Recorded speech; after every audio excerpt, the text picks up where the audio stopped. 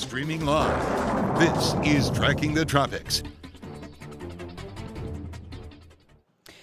Storm teammate meteorologist Amanda Hawley here with breaking news. Dorian is now forecast to be a Category 4 at landfall along Florida's east coast sometime late this Labor Day weekend.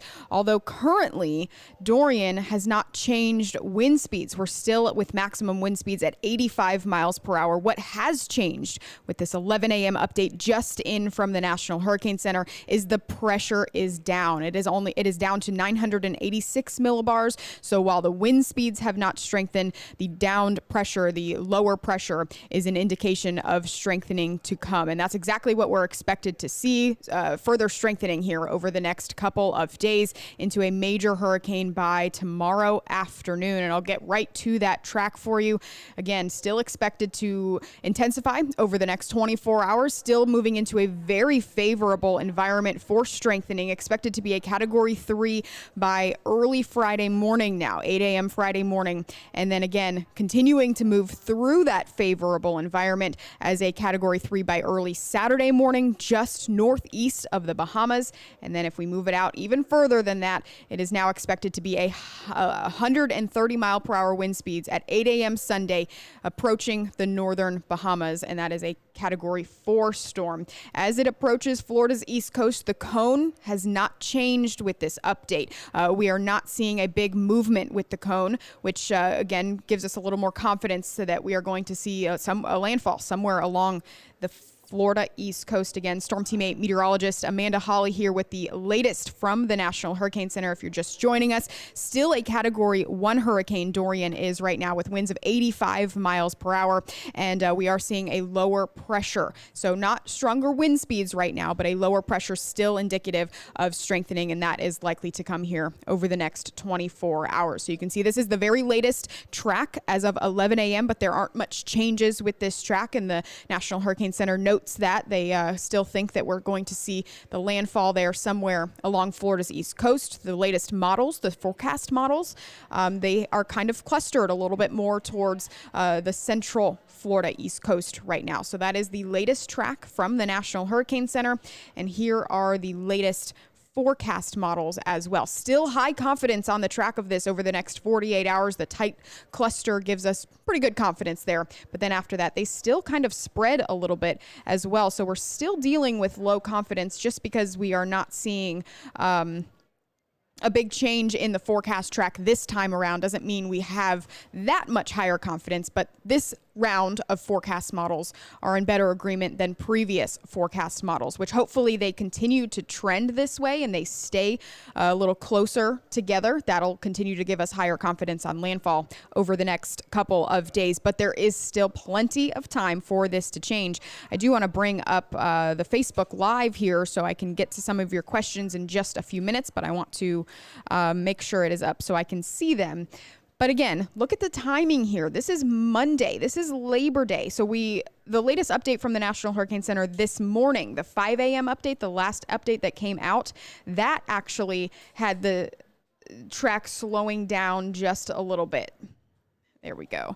All right, your comments are up here. So the timing here since this morning, since yesterday evening, has slowed down just a bit, which will give it a longer time over that favorable environment, which is, I think, why the National Hurricane Center has upped their intensity forecast just a bit here. But again, landfall sometime Monday. Labor Day here. So again, longer time for us to prepare, but also longer time for Dorian to sit over that favorable environment for strengthening. After that, there is consensus that Dorian will take a turn towards the north. And again, the question will be, when will Dorian turn towards the north? And that will always be the key question with most tropical cyclones. And it is the same case with Dorian. The sooner it turns north, the more it will brush the Florida East Coast. The later it turns north, the more it will impact the Florida Peninsula. And you can see there is a widespread of when it will turn north. So still a lot of uncertainty with that. But here's why. It's all about the steering currents. We talk about the Bermuda high pressure a lot, and that is what we're looking at in the Atlantic, the high pressure that's just to the north of Dorian. There's also an area of low pressure that is to the west of Dorian right now. And Dorian's going to kind of go in between those two systems at the moment. But that high pressure is going to block Dorian, and the position and the strength of that high pressure are going to be key over the next few days. A stronger high pressure will shove Dorian further to the south. It will block it from going north, but a weaker high pressure will keep Dorian a little further to the north. It will allow Dorian to move further to the north. So better scenario for Tampa Bay would be a weaker high pressure, a more northern track at this point. But the official forecast is still a little uncertain. You know, we could still see a landfall really anywhere along Florida's east coast. So certainly something that we are going to continue to update you guys every 3 hours with here on Tracking the Tropics. But right now, impacts are looking more likely, especially along Florida's east coast, and impacts are also possible here along the west coast in Tampa Bay, even if Dorian makes landfall along the east coast, which it's looking more and more likely.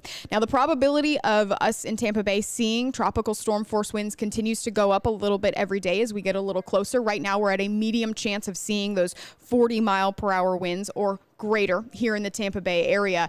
So there is a chance that we will at least see those tropical storm force winds, even if the storm makes landfall along the east coast. So just because the brunt of the storm will be felt along the east coast doesn't mean we won't see impacts here along the west coast, but they will be different impacts. I definitely stress that in my 8 a.m. update, and they will be different impacts based on where Dorian makes landfall. So the timing here, potential arrival times of the tropical storm force winds, the days are, the time along that black line is very hard to see in this graphic, but I'll just let you know right now. The earliest arrival time of tropical storm force winds along the east coast of Florida will be Saturday evening, and that is the earliest arrival. What does that mean for you? If you folks are along the east coast, that is when you'll want to have your hurricane preparations complete. That is when you'll want your shutters up. That is when you'll want to be evacuated if you're going to evacuate Saturday evening along the east coast. Now, for the west coast, obviously it will be a smidge later. We're talking maybe Sunday morning, Sunday afternoon, but these times could change as well. Keep that in mind because we've seen the times fluctuate here over the past 48 hours from the National Hurricane Center. Now we're thinking Dorian's going to move a little slower, moving into the northern Bahamas there and moving into the Florida east coast at some point. Earlier in the week, we were thinking maybe Sunday timeframe. Now we're thinking late Monday, possibly lingering into Tuesday as the system slows down. So definitely we are going to keep our eyes on this, every single detail, as we have been all week. And we're going to ramp up coverage here on the WFLA Now stream and Facebook Lives to continue updating you guys. But one of the products that we like to look at from our great products providers, Barron, they have this model that takes into account a bunch of different scenarios that all the forecast models look for. But this one kind of merges the sea surface temperatures, the amount of moisture around, and the wind shear that is around the system, and kind of gives it a favorable environment or unfavorable environment. So it kind of ranks it there. And the red is bad for us. So that means the red is a favorable environment for strengthening there. And by tomorrow evening, now this model doesn't go out very far, but you can see it is sitting smack dab in the middle of a very favorable environment for strengthening. So the National Hurricane Center stresses that rapid intensification is possible. It is not likely in the near term, but it is possible with this favorable environment. There is a little bit of shear here and there, wind shear. That would be differing levels of winds in the varying levels of the atmosphere that storms like a primed environment, a weakly winded environment around it. But there's a little bit of wind shear on the northern and the southern side of the storm, but not really enough that it is going to do much to the storm. We don't think it's going to impact the storm very much. So that's why we're thinking slightly stronger storm here coming into the east coast of Florida sometime this weekend, late this weekend, early next week. And there's kind of like a look at that shear. You can see the yellow areas. Those are lower levels of shear, but just not enough at this point to do much to the storm. We think the storm will hold its own kind of moving through this area. There's plenty of moisture in the environment now as well with Dorian, early Dorian. We were talking about Tropical Storm Dorian. There was a lot of dry air surrounding the storm, but right now it's kind of shoved all of that dry air out. A lot of the dry air has mixed out anyway, and it's definitely holding its own in that moisture-filled environment. We're not really worried about the dry air at this point. And then the water temperatures. They are warm. It is a bathtub out there in the Atlantic. Temperatures plenty warm enough to continue strengthening. So just a very favorable environment here over the next couple of days. It'll be interesting to see what kind of cycles Dorian will go through. Right now, the hurricane hunters are finding a concentric eye. That just means there's kind of two levels of eye and sometimes two eyes of the hurricane. And sometimes hurricanes do that. They go through that process of the first eye shrinks a little bit and it grows a new one. But at this time, still a Category 1 hurricane with winds of 85 miles per hour. No major changes with the location of the track, but we're now expecting it to be a little stronger at landfall. So for everyone just joining us, we are talking about Hurricane Dorian and the latest from the National Hurricane Center. That update just came in at 11 a.m., a little bit before that, and we've got the latest. So sustained winds have not changed, but that pressure has come down just a bit. It was at 991. Now we're talking about 5 millibars lower than that. Now it's at 986. And that's a measure of also a measure of the strength of the storm. And the lower that number, the stronger the storm. So that will probably indicate that we're going to see some sort of strengthening heading into the next couple of hours. Maybe we'll get an update at 2 p.m., but probably more strengthening occurring for the 5 o'clock update into this afternoon. Again, the National Hurricane Center is saying that we're not expecting rapid intensification in the near term because the storm is looking a little bit ragged. If you see on the southern side of the storm right now, there's that empty slot. It's kind of a slot that moves in and it approaches the center of the storm there. I'll go full screen so you can see it, and I would like to put it back in motion for you guys so you can see that dry slot, though, is bringing some dry air into the center of the storm. It's kind of self-explanatory, but it's kind of preventing the storm from strengthening at this second, at least with stronger wind speeds. So that will probably close off here in the next 12 hours, and we'll probably see some strengthening as the official forecast states anyways. We are, again, moving into that favorable environment for strengthening. We're looking at a Category 3 hurricane by early Friday morning, so that's kind of sped up a little bit because earlier, as of the 5 a.m. update, we weren't expecting a major hurricane until tomorrow afternoon. So major hurricane possibly a little bit sooner, but again, still sitting over open water there. Again, that favorable environment. Still a stronger Category 3 hurricane by Saturday morning. And then as it approaches the Bahamas, strengthening even further with winds of 130 miles per hour. And then potentially making landfall somewhere south of Daytona. That is the current center of the track. But again, we talk about the error all the time with these forecast cones, the cone of uncertainty. That just means that we could still see this storm make landfall somewhere in Miami or possibly somewhere into Jacksonville. Certainly something that is really going to be key on the impacts of this storm because, as we've been talking about too, it's a rather small storm at this point. The hurricane force winds, which again, Category 1 hurricane here, 85 miles per hour. So the hurricane force winds only extend out about 15 miles from the center of the storm. So 15 miles is not a long ways. The tropical storm force winds extend out about 90 miles from the center of the storm. So that has grown a little bit, and we could see those winds grow out and extend out a little bit further as we get towards the next 5 days. But right now, the storm relatively small. And if it stays that small, those impacts aren't going to be felt over a widespread area. Normally, we talk about impacts being felt outside the cone are still possible. But with this storm, since it's a little smaller of a storm, those impacts are going to be rather close centered to the center of the storm. So certainly again, we're just going to have to keep watching it. Impacts to specific locations, still too early to tell at this point. A lot of people asking about specific locations, specific neighborhoods and cities, but it's just too early to tell. We should get a better idea, especially with the storm slowing down. It kind of prevents us from getting a better idea a little bit sooner. So we're hoping by tomorrow night, Saturday morning, we'll have a little bit better idea, but you can see it'll still be well off the east coast of Florida by Saturday morning right there on that cone. Still sitting well east of the Bahamas.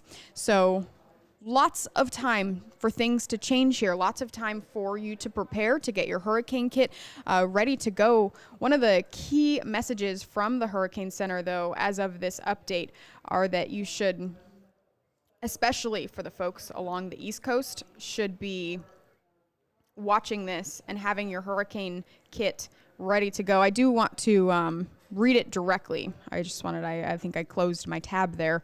But here it is. So this is their second key message. There is an increasing likelihood of life-threatening storm surge along portions of Florida's east coast late this weekend and early next week.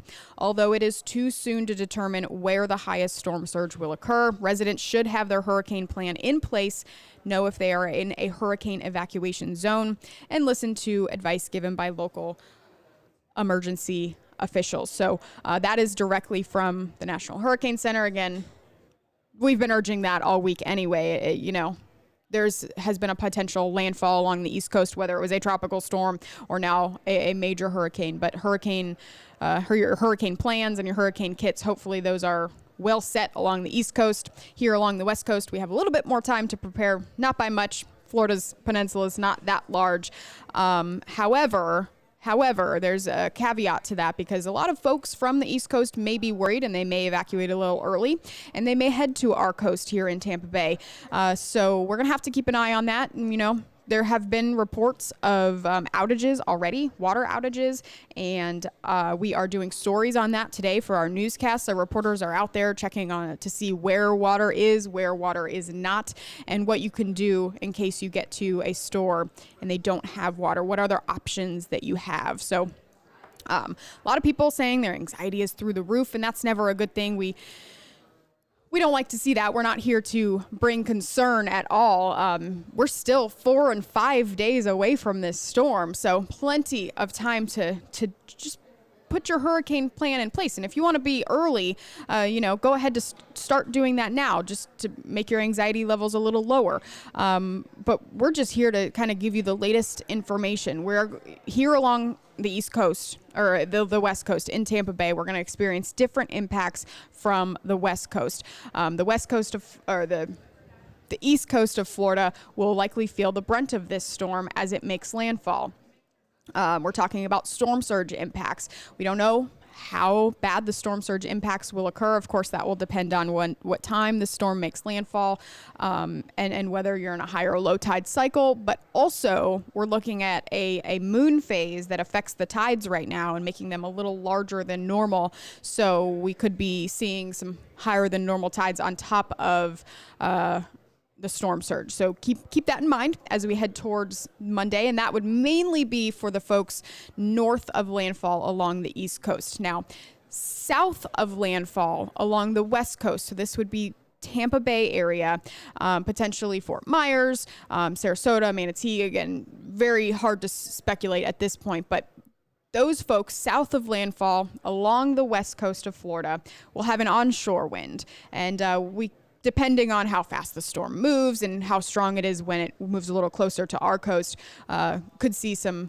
little higher than normal tides there. But most of the storm surge effects are going to be felt along Florida's East Coast, north of where the center comes ashore. So if you see that line right there with the forecast track, and it makes landfall somewhere near, south of Daytona, we'll say. Anywhere north of that, you're going to see those onshore winds. So that's winds pushing the water into all of the canals, the rivers, and purely just along the coast. So that's where we'll see those storm surge effects. And we saw that with Irma, even though Irma made landfall along our coast in near Fort Myers down south. the East Coast had an onshore wind, and they actually got pretty large storm surge amounts from Irma along the East Coast. So certainly storm surge, again, just reiterating here, an East Coast, mostly an East Coast effect. We're also talking about rainfall. We've mentioned this a lot this year. We're well above our average amount of rainfall here in Tampa Bay. Of course, we had the depressions open up in Pasco County, likely due to a lot of that extra rainfall. The ground is saturated. It has nowhere to go. We've had rivers be in flood stage as well. So we're probably going to see some of those rivers go back to flood stage depending on where some of that heavier rain falls over the weekend and through next week. If it's a slower moving storm moving through the peninsula, we're going to see more rainfall being dumped as the storm kind of moves through the peninsula and kind of up to the north. And again, the longer it sits over us, the more rain we'll see, which is rain that we don't need. So something to keep in mind when you're, doing your preparations and thinking about your hurricane kits and stuff like that. Make sure everything is protected from water just in case. So I do want to get to several of your questions here. We have over 2,500 viewers right now. I want to thank each and every one of you for joining me on today's edition of Tracking the Tropics. This is the 11 a.m. update from the National Hurricane Center. Location-wise has not changed much with this updated track, but the category has been increased by one. And historically speaking, even in the past couple of years, the intensity has just been really hard to forecast. So regardless, even if you get, to a major hurricane, the difference that you see if it's 15 miles per hour higher or 15 miles per hour lower, you're not going to notice that much. A major hurricane has the potential to, do some damage, as we've seen in the past several years of hurricane season. So certainly now is the time to be thinking about, especially for folks and our viewers who are on the East Coast, you'll want to start thinking about putting that hurricane plan into place. Now, I do want to mention there are no tropical storm watches, tropical storm warnings, hurricane watches, or hurricane warnings in effect right now. So we are not actually getting intermediate updates. But the National Hurricane Center did say they could start issuing those for the Bahamas at least later today or early Friday. And then we will begin to see those updates coming in. So just want to answer a couple of your questions here. Melanie has some great tips, Melanie. Get water, fill up your car, take care of your pets, get your meds refilled, ice and water bottles in the washer, necessary papers, especially in a baggie. It's always good to put them in a Ziploc bag. I am getting a question right now from one of our managers here, so just give me 1 second and I'll leave the track up for you.